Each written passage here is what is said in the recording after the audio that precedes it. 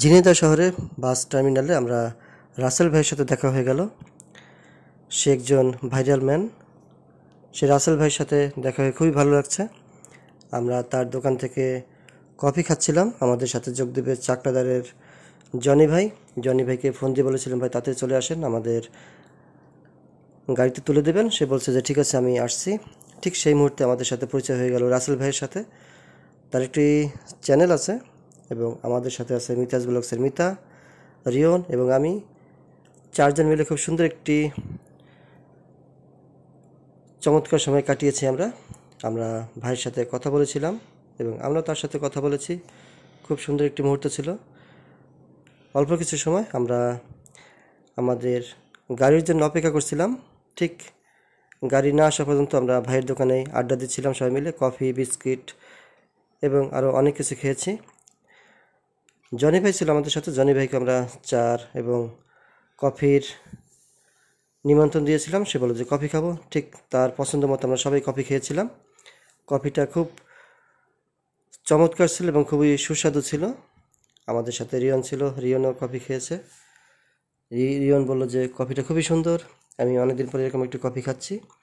আমরা চারজন একসাথে, এবং রাসেল ভাইকে বললাম আপনি একটু কফি খান। সে বলল যে না ভাই, আমি সকালে নাস্তা করেছি, আমি এখন কফি খাবো না। ঠিক বসে বসে আমরা তিনজন কফি খাচ্ছিলাম।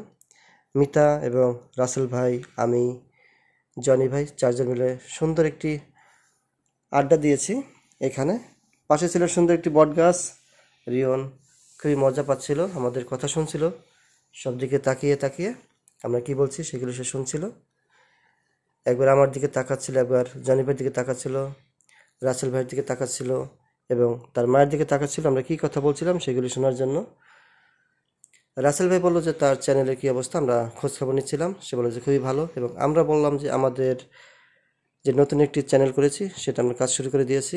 আমাদের চ্যানেলটি সে খুবই মনোযোগ সহকারে দেখেছে। বলে যে না, আপনাদের সব কিছু ভালোই আছে এবং দোয়া করি খুব তাড়াতাড়ি আপনারা সাফল্য অর্জন করুন। আমরা বললাম ভাই আপনার চ্যানেলও এগিয়ে যাক, আমরা সাথে আছি আপনার সাথে। খুবই সুন্দর মুহূর্ত ছিল আমাদের তিনজনের। আমরা গাড়ি যখন চলে আসবে ঠিক তখনই আমরা গাড়িতে উঠে যাব। ঝিনাইদহ থেকে আমরা আসবো মাদারীপুর। বাস এসে গেছে প্রায় কাছাকাছি। ঠিক তখনই আমরা তার থেকে বিদায় নিয়ে আমরা গাড়িতে উঠব। ঠিক সেই মুহূর্তে মিতা, রিয়ন, আমরা বললাম যে ঠিক আছে আজকের মতো তাহলে বিদায়, আবার আগামীতে কথা হবে, দেখা হবে। যখনই ঝিনাইদহ আসবো আপনার সাথে দেখা করব। বলে যে ঠিক আছে। আমরা আছি ঝিনাইদহ বাস টার্মিনাল। এখান থেকে আমরা আজকে চলে যাব মাদারীপুর। আমাদের ছুটি শেষে আমরা আবার চলে যাব। আবার যখন ছুটি হবে আবার এখানে বেরোতে আসব। আমরা কফির বিলটা পরিশোধ করে এখান থেকে বের হব। ঠিক সেই মুহূর্তে তার সাথে সৌজন্য সাক্ষাৎ শেষ করে আমরা সামনের দিকে যাব।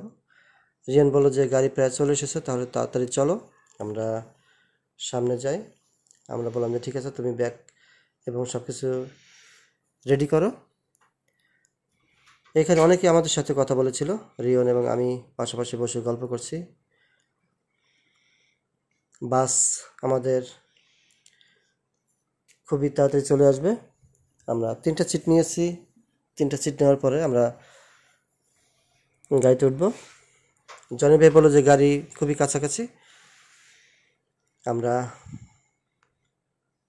তিনজন একসাথে একটু বিনোদন দেওয়ার চেষ্টা। কাউন্টারের সামনে আমরা এখন দাঁড়িয়ে আছি। তাহলে এ পর্যন্ত থাক। আগামীতে সবাই ভালো থাকবেন।